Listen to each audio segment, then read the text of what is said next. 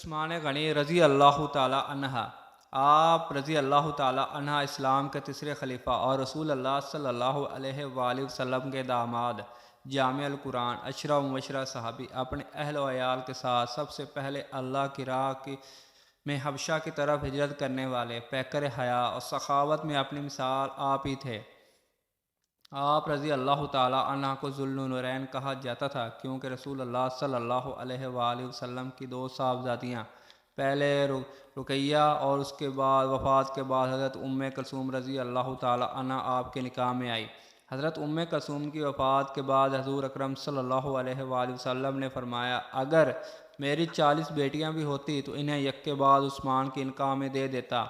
اسلام اور مسلمانوں کی بھلائی کے لیے بے مثال سخاوت کی وجہ سے آپ کو غنی کہلائے۔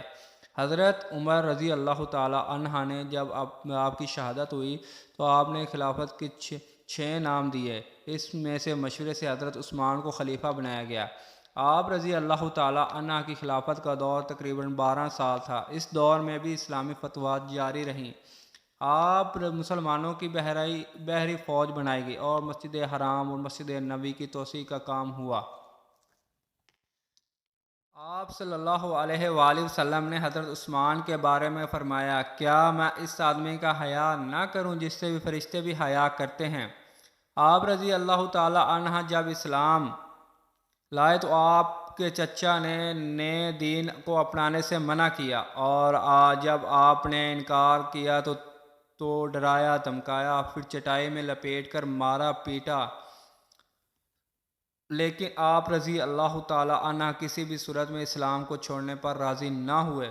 پھر رسی سے باندھ دیا، پھر مارنا شروع کر دیا، لہو لہان کر دیا، لیکن آپ رضی اللہ تعالی عنہ نے کہا، چاہے میرے ٹکڑے ٹکڑے کر دو، میں بتوں کی عبادت ہرگز نہیں کروں گا۔ چچا نے جب یہ دیکھا تو ہار مان کر چھوڑ دیا۔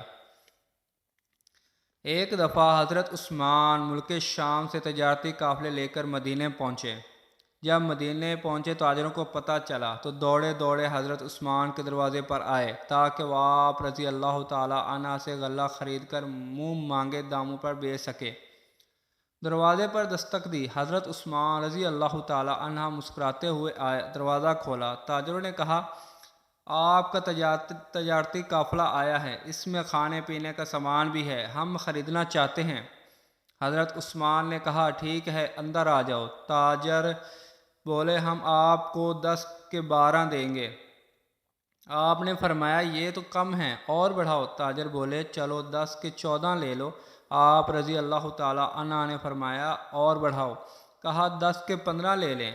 آپ نے کہا، اگر سارا سامان خریدنا ہے تو کچھ اور بڑھاؤ۔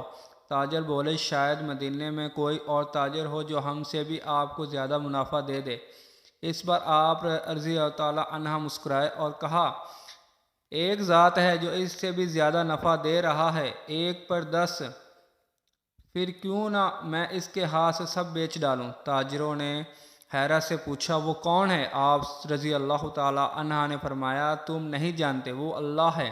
یہ کہہ کر اپنا سارا مال غریبوں میں تقسیم کر دیا۔ لوگ دعائیں دینے لگے۔ اس رات عبداللہ بن عباس نے خواب دیکھا کہ رسول اللہ صلی اللہ علیہ وآلہ وسلم پر ایک گھوڑے پر سوار تھے، جسم مبارک پر نور کا لباس تھا۔ آپ صلی اللہ علیہ وآلہ وسلم جلدی میں معلوم ہو رہے تھے۔ ابن عباس نے عرض کیا، کیا رسول اللہ صلی اللہ علیہ وآلہ وسلم، میں آپ کی زیارت اور آپ کی زبان مبارک سے کچھ سننا چاہتا ہوں، لیکن آپ جلدی میں ہیں، شاید کہیں پہنچنا ہے۔ آپ صلی اللہ علیہ وآلہ وسلم نے فرمایا، اے ابن عباس، آج عثمان جو صدقہ دیا ہے اللہ نے اسے قبول فرما لیا ہے اور جنت میں ایک حور سے شادی کر دی ہے، اور ہم آج بھی اسی دعوت میں جا رہے ہیں۔ سبحان اللہ۔ عثمان بدر کی لڑائی میں شریک نہ ہو سکے تھے۔ ان کے نکاح میں رسول اللہ صلی اللہ علیہ وآلہ وسلم کی ایک صاحبزادی بھی تھی، وہ بیمار تھی۔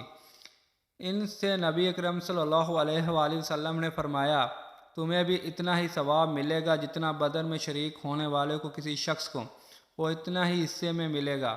حضرت ابو موسیٰ اشعری رضی اللہ تعالی عنہ سے روایت ہے کہ ایک دن رسول اللہ صلی اللہ علیہ وآلہ وسلم مدینہ منورہ کے باغوں میں سے ایک باغ میں ٹیک لگائے بیٹھے ہوئے تھے۔ آپ کے پاس جو ٹکڑی تھی اس کی نوک پر پانی اور مٹی کے درمیان مار رہے تھے۔ ایک شخص نے کھولنے کی درخواست، آپ نے فرمایا دروازہ کھول دو اور اس سے آنے دو، جنت کی خوشخبری سنا دو۔ ابو موسیٰ رضی اللہ تعالیٰ عنہ نے کہا وہ ابوبکر تھے، میں نے ان کے لیے دروازہ کھولا اور انہیں جنت کی بشارت دی۔ کہا پھر ایک اور شخص نے دروازہ کھولنے کی درخواست کی، آپ صلی اللہ علیہ وآلہ وسلم نے فرمایا دروازہ کھول دو اور اسے بھی جنت کی بشارت دو۔ میں گیا تو وہ حضرت عمر رضی اللہ تعالیٰ عنہ تھے، میں نے ان کے لیے دروازہ کھولا اور انہیں جنت کی بشارت دی۔ اس کے بعد ایک اور شخص نے دروازہ کھولنے کی درخواست کی، کہا آپ سیدھے ہو کر بیٹھ گئے، پھر فرمایا دروازہ کھولو، جو ہوگا انہیں جنت کی خوشخبری دے دو، یعنی ایک آزمائش کے لیے ساتھ ان پر آئے گی، جنت کی بشارت دے دو۔ کہا میں گیا تو حضرت عثمان بن غنی تھے، کہا میں نے دروازہ کھولا اور انہیں جنت کی خوشخبری سنا دی۔ آپ نے جو کچھ فرمایا انہیں بتایا۔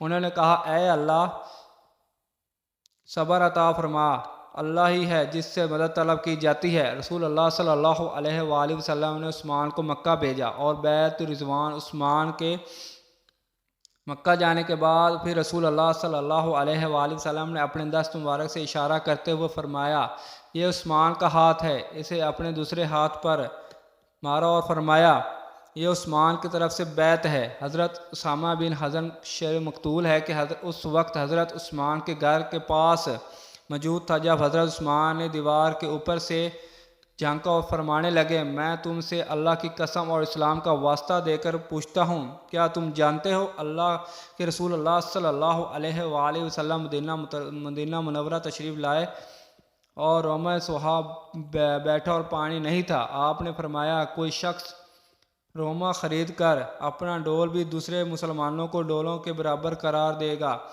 اے اللہ تعالیٰ جنت میں اس سے بہتر عطا فرمائے گا انشاءاللہ۔